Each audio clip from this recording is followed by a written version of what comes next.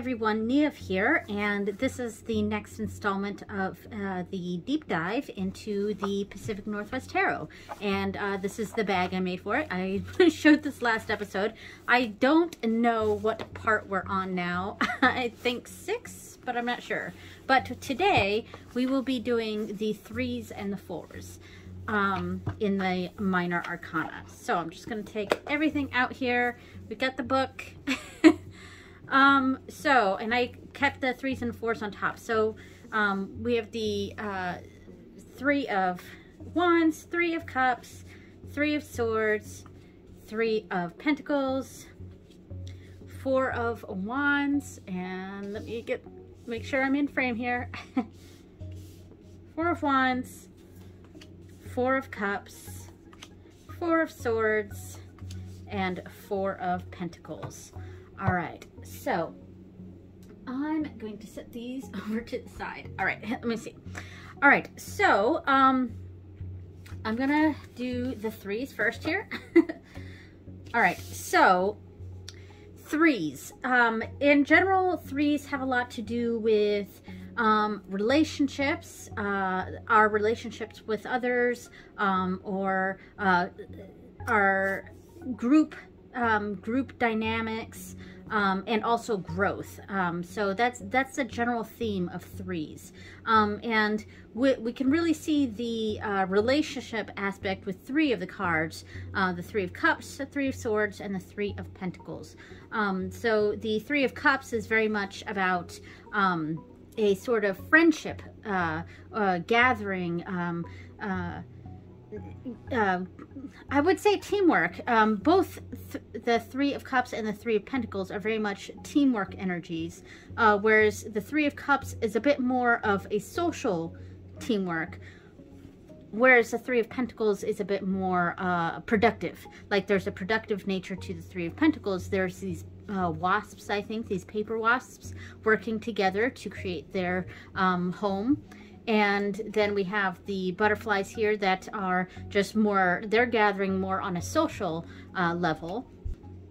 The relationship aspect of the 3 of Swords is more negative, because this is kind of, we're seeing that negative aspect of a relationship, you know, a betrayal, loss, something like that. So this one's the most negative card of the 3s, and I say the word negative loosely because, you know, there aren't really negative cards per se, just more challenging cards, I guess we could say. So I would say that the 3 of Swords is the most challenging of the 3s, because it's that relationship dynamic, but it's kind of the downsides of it, or a loss, a betrayal, something like that, our heart being broken, and that's why it's often depicted as 3 swords going through a heart. And now the 3 of Wands is a bit different than the other 3, in the sense that this one has the most to do with growth. Now we'd see growth in reflected in these other cards. I would say growth in production because of a teamwork energy, personal growth after a tragedy, or, well, not so much a tragedy, more as a heartbreak or disappointment, loss, something like that. But there's a personal growth going on here. And then this is growth in friendships, growth in relationships, things like that. So we really see growth here with the 3 of Wands. It has a little less to do with that group energy. Both this one and both the Wands and the Swords are a bit more singular. But with the 3 of Swords, it's reacting to something that has, reacting to the downfalls of a relationship or something like that. Whereas the 3 of Wands is that, with the 2 of Wands, we kind of had that planning energy for a project or something like that, a planning energy. And with the 3 of, and it was this bird standing on a precipice about to fly off, but it was just like preparing to fly off. And the 3 of Wands is that first initial embark. And so I'm going to read some of the keywords for each of these. I just like with the aces and two, so I'm not going to read the other part. I'm just going to read the keywords. So with the Three of Wands, we have the red-tailed hawk, the adult version. The Two of Wands was the red-tailed hawk, the fledgling. Yes, so the red-tailed hawk fledgling and red-tailed hawk adult. So a little bit more mature, and it's right after that that planning and preparation. It's jumping off. So the keywords here are progress, momentum, growth, expansion, early success. So yes, this is like an early success. Confidence, foresight, travel, opportunity. Of course, travel and opportunity. So yeah, and then, so the Three of Cups, these are some sort of butterfly. All right, so these are pale swallowtail, so a pale swallowtail, a Lorcan's admiral, and a Bois du Vals. I don't know how to pronounce that word. I bet it's French, so it's like Bois du Vals blue. So yes, so those are the three different types of butterflies here. So the keywords here are friendship, celebrations and gatherings, community, camaraderie, collaboration. The collaboration is probably something that I could say for both of these here. So there we go. And the Three of Swords. We're getting there. All right, Three of Swords. This is the Western Tangler, and the keywords are heartbreak, rejection, loss, grief, sadness, trauma, betrayal. So, yep, that fits for that. And finally, the Three of Pentacles is... Ooh, we're getting there. Okay, paper wasps. Like I said, paper wasps. So collaboration. So yes, they actually did use that same keyword with both the Three of Cups and the Three of Pentacles. So collaboration, working toward a shared goal, craftsmanship, which is another reason why I quite like, in general, the Three of Cups, I mean, Three of Pentacles, apprenticeship and learning. So yes, I would say of these cards, in general, I like the Three of Pentacles, just because I like that sort of energy, and the Pentacles tend to be my favorite suit anyway, but yeah. So as far as whether the images portray what the meanings are, I would say that this does a pretty good job. We can see this early flight of this bird. If we didn't see the Two of Wands, we might not have that initial knowing what this means with the Three of Wands. But because the Two of Wands is basically this bird right before it jumps. Well, and it's also a fledgling and this is an adult, but you know, they kind of go together. And but combined with the Two of Wands, this imagery does make sense. This very much shows a friendship energy, a social situation, something like that, a celebration. This, you know, it does a pretty good job. I think this bird might be dead. I'm not sure. Like, it might be a dead bird. You know, I don't know how I don't know. I think of all these cards, this is the one I feel like, about. And I can't put my finger on why. But anyway, so I think in general, I get the idea of what it's going for here. This totally makes sense to me. I would say these two are the two that really show what the meaning of the cards. All right, so let's do the fours now. All right, we have the Four of Wands, the Four of Cups, the Four of Swords, and the Four of Pentacles. So the fours in general have to do with like stability, and like sort of being rooted in a situation. There's another keyword that I associate with fours that is just not coming to me right now, but there's a contemplation energy with this as well. stability, contemplation, being rooted, and there is another word, I cannot think of it right now, but it doesn't really matter. So with stability, we can see that with the Four of Wands and the Four of Pentacles. Both of these cards are very, I mean, this is just a foundation. I think maybe that's the word I was thinking of, like foundation. So, and we could definitely see that with the Four of Wands. It is a very foundational energy. Even if we connect it to the house sort of energy here, it's sort of a happy house, a stable house where there's not a lot of drama. Things are being, there's a sturdiness to it. There's just a stable home sort of energy. And that's generally how I read the Four of Wands. And I think this does a very good job showing that. We've got this couple, their cave is decorated nicely. The wands up here at the top are in the shape of a house. I mean, this couldn't be more clear. The Four of Pentacles, it's got that stability energy. The Four of Pentacles is about preserving what we have and not spending frivolously or not giving away too much. There's a lack of sharing, and as such, on a more negative aspect of the card could be a stringiness, being stingy, or not sharing, or gosh, a sort of, if the Three of Cups is a community sort of card and a gathering with a community, the Four of Pentacles is more of a keeping tight and not sharing with the community, that sort of energy. Yeah.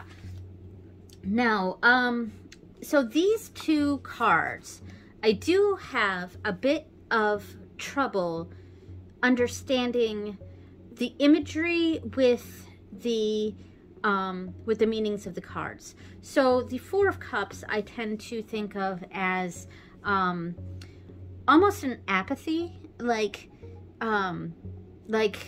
it's sort of, when I think of the traditional image of the Four of Cups, we have a person sitting underneath a tree, and so in that sense there's a sort of meditative quality to the Four of Cups, and a very grounded energy, but the person's arms are crossed, and we can kind of see that here with this crab. So maybe that is showing the crossed arms energy, like that closed off sort of energy. And there's 3 cups in front of the person, and 1 cup that is being offered to the person, but the person seems disinterested and is maybe paying attention more to what's in front of him instead of what's the potential, or is just not paying attention to what he has. And I'm not sure if I really get that energy from the Four of Cups. And the Four of Cups, yeah, let me see what the well, first I'm going to read the keywords for the wands here. We're going to go to the wands. All right, Four of Wands, these are red foxes. Celebration, and yes, that is an energy that I get from the Four of Wands as well. A celebration, ceremony, home, reunions, gatherings, belongings, a sort of belonging together. So yeah, home energy, reunions, gatherings, yeah, totally there. I also think a stable home, not just home, because that's a keyword that this gave for this, but I think of a stable home where there's not a lot of drama, everything, it's just a happy, peaceful home. So Four of Cups, let's see what this book says for the Four of Cups. I might actually read the entry for this because I'm having trouble with the imagery and seeing that with the meaning of the card. So Four of Cups, this is the Dungeness crab. So closed off, and that's that crossing arm energy being closed off, and we do see that with the crab here. So I do see that closed off energy. Disconnected, withdrawn, apathy, that was one of my keywords. Indifference, contemplation. So thinking about things possibly outwardly appearing apathetic, but there is a contemplation going on. Yeah, and that would be something that I see with the Four of Cups as well. So I am going to read the entry for this. The sand felt good. It was cool and smooth, like the shell she had stepped backwards out of not long ago. It was dark and quiet. Most of all, it was safe. Above, the waves rippled, life drifted by, or crawled, or sometimes swam. Dappled light glinted off silver scales. The tide rose, carrying in with it new shells, sense memories of deeper and further parts of the bay. There was so much life and beauty surrounding the crab lying buried in the sand. She didn't care. She needed protection. She needed a barrier. She needed a shell. She would interface with the world when she was ready. She would do so from behind armor mediated at claw's reach. Or she wouldn't. Maybe she would lie buried forever, even as her new shell hardened around her, closed off, stay safe, say no, isolated and solitary, contained. So, all right, so I think I understand what it's saying here. So with the Four of Cups, you know, with the original imagery, we have someone who's very closed off and not interested in the new things coming in, and is finding a solace under that tree, and is maybe a bit too closed off, or seeming closed off to the outsider, but maybe has good reasons for being closed off, or taking that time to themselves and stepping away from what might be offered to them.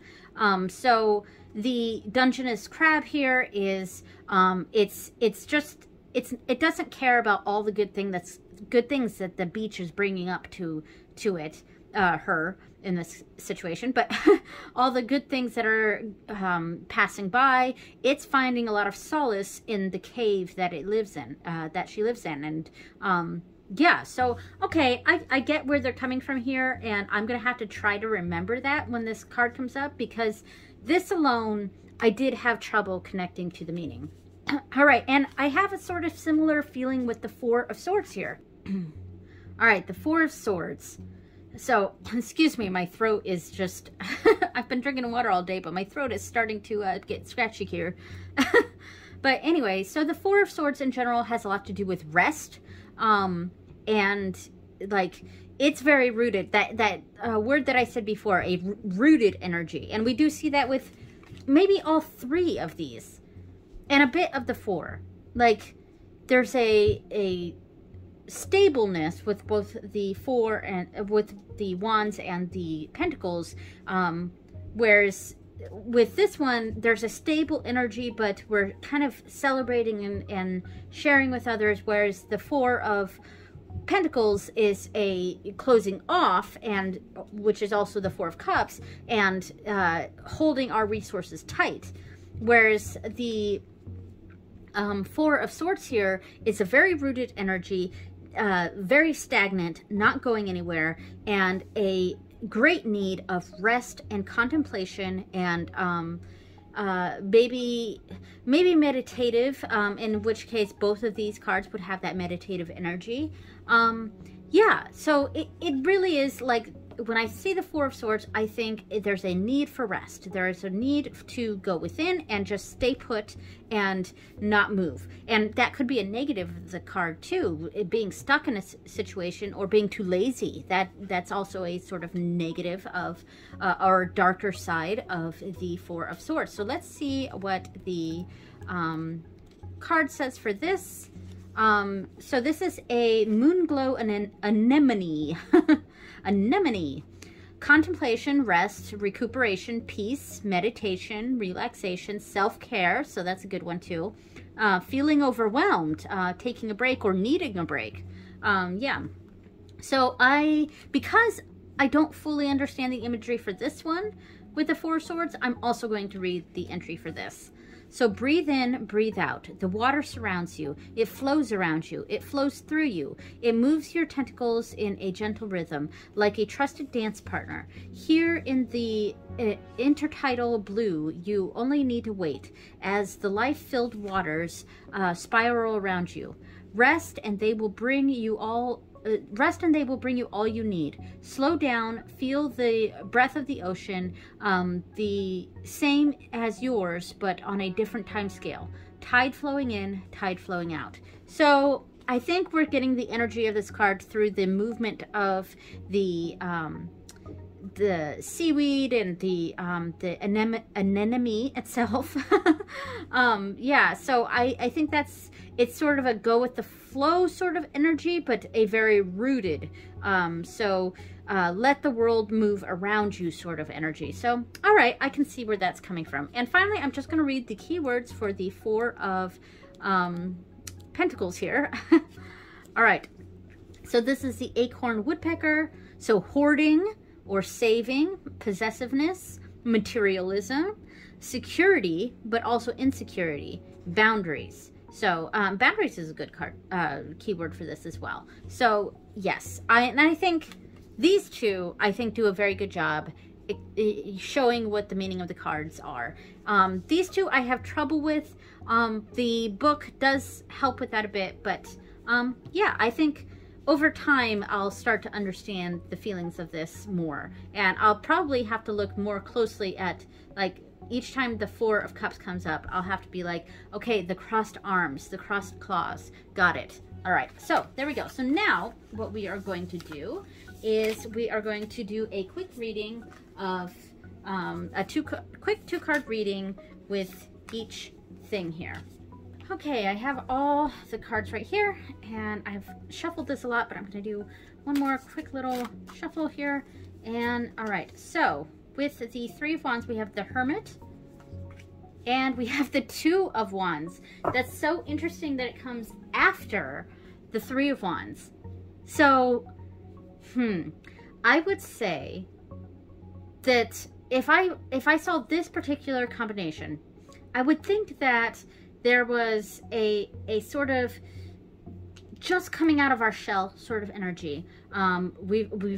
We've done the hibernation, we're coming out of our shell, and we're jumping and we're leaping forward, and we got this early success of the Three of Wands, but we quickly have to ring that back in and slow down and stop along the way, because I think maybe we've jumped too soon. And I would say that is how I would read this. I would say that someone has maybe not necessarily come out of its shell, but maybe have, this is just for instance, maybe it was like right after a breakup and we want to jump into a new relationship or something, and then we soon realize, no, we're not ready for that. But that's just like one possibility of this, for instance sort of energy. So yeah, and we are just doing one reading per card. So now, with the Three of Cups, we have the High Priestess, Three of Cups, and the Ten of Cups. Wow, so this is a pretty positive reading, I think. So the High Priestess has a lot of the energies of like secrets or intuition, or hidden knowledge, something like that. And here we're sharing that hidden knowledge. So there's some sort of sharing going on of this, whatever knowledge this is. There's a community effort to spread this information, or to teach, or to expand something. Like there's an expansion of this, that and sharing of this hidden energy that is leading to a big happy family. I mean, the Ten of Cups is just a happy, prosperous family here. Lots of good energies, and so I would say whatever this hidden information is, it would be a good thing to share it and to bring everyone together. So yeah, that's how I would read that.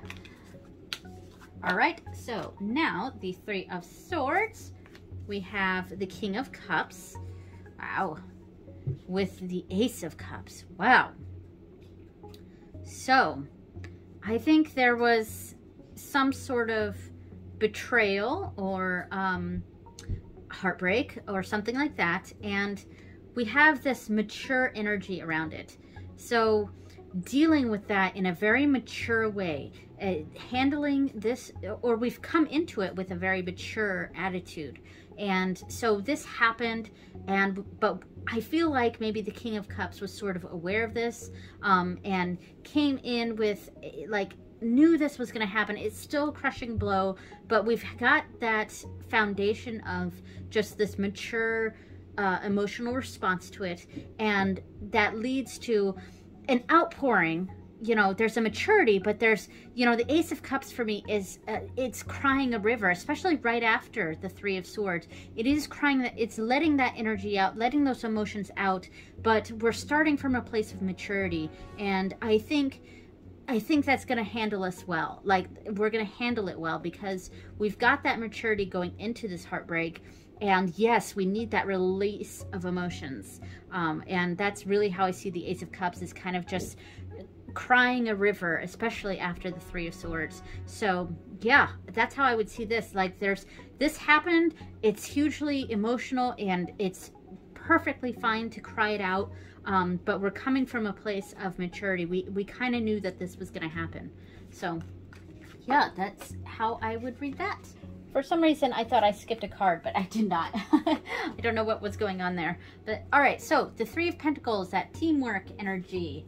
All right, so we have the Eight of Cups, so leaving something behind, shedding something, and the Knight of Wands. So, okay, so I feel like this team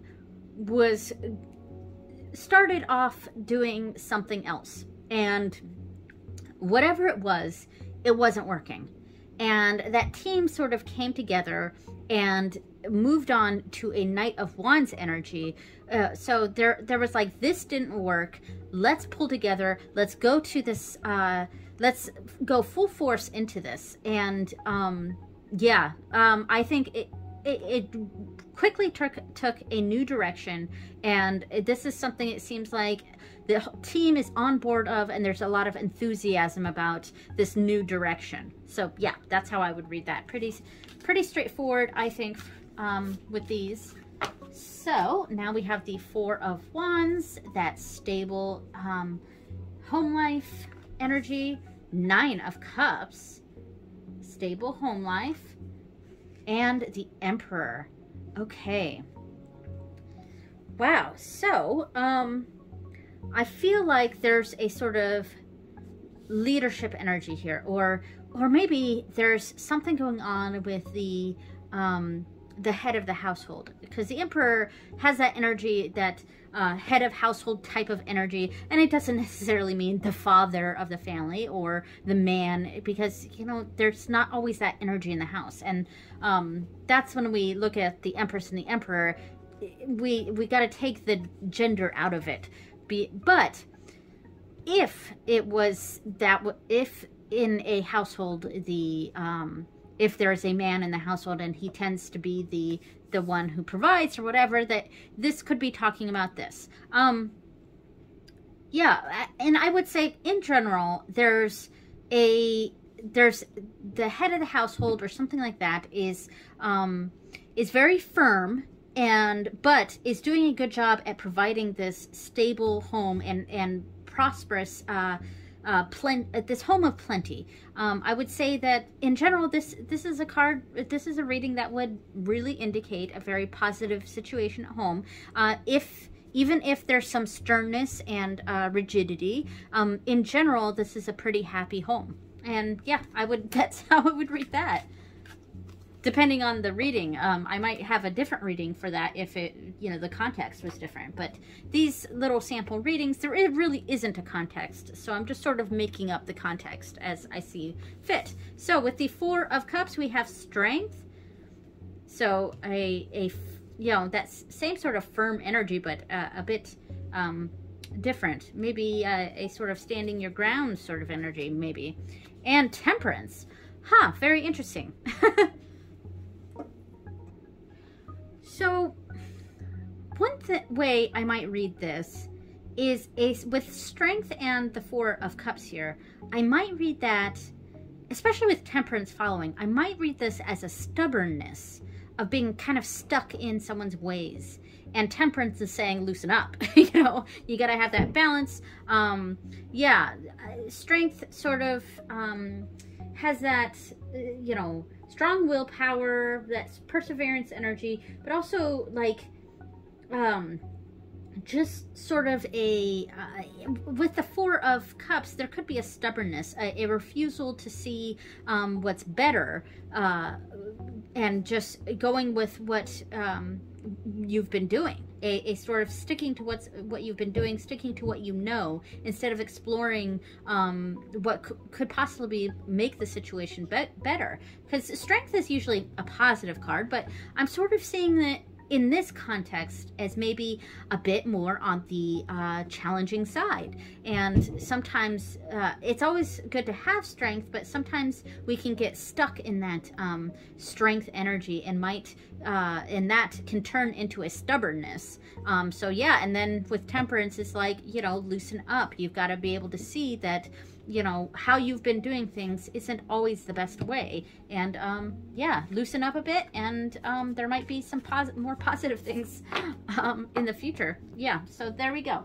And all right, now we are on the Four of Swords. So then we have the Lovers, maybe taking a break from a relationship, I don't know, and the Hierophant. Huh, this just popped into my head, but I wonder, taking a break from a relationship and focusing on school. That could be a possibility. I mean, of course, this really depends on, you know, context of readings and things like that. But since there's no context here, I might read this as a taking a break from a relationship. Especially, you know, the Four of Swords following the Lovers. When we don't have a specific meaning for each position of the card, this is just a narrative sort of reading.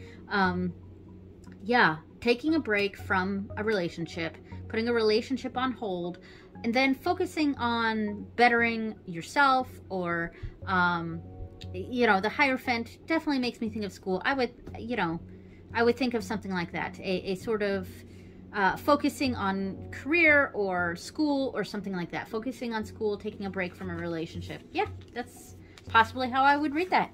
Finally, we have the Four of Pentacles, and we have the Seven of Pentacles.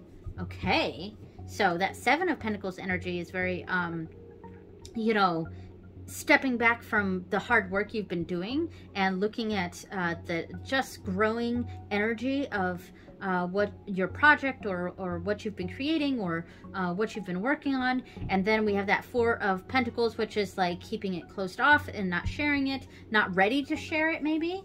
And finally we have the Six of Swords, which is sort of leaving something behind.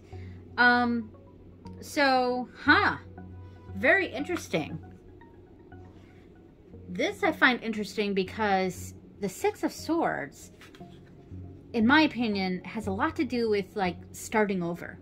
So we've put in a lot of hard work for this, whatever this is, we put in a lot of hard work, and we're very protective of it. We're very, you know, hard-nosed about it. We don't want to do anything different because I don't know if it's proud of it or something. There's, you know, we've put in a lot of hard work, and we're watching this grow, and we're not sharing with anything. But then there's this sudden energy of starting over, like something didn't work and we're starting over. And yeah, I mean, that's kind of how I would see this. It's or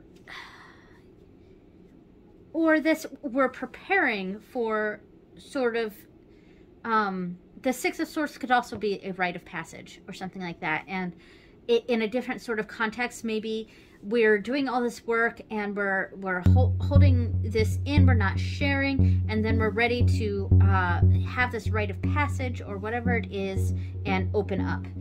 That's another possibility. But I would see this as, you know, just working hard and being very diligent on this, and then having to start over. Yeah, so there we go. So all right, so that is the 3s and the 4s for the Pacific Northwest Tarot, and so stay tuned for the next episode, next video, where we will go through the 5s and the 6s. Thanks for watching, everyone. Bye.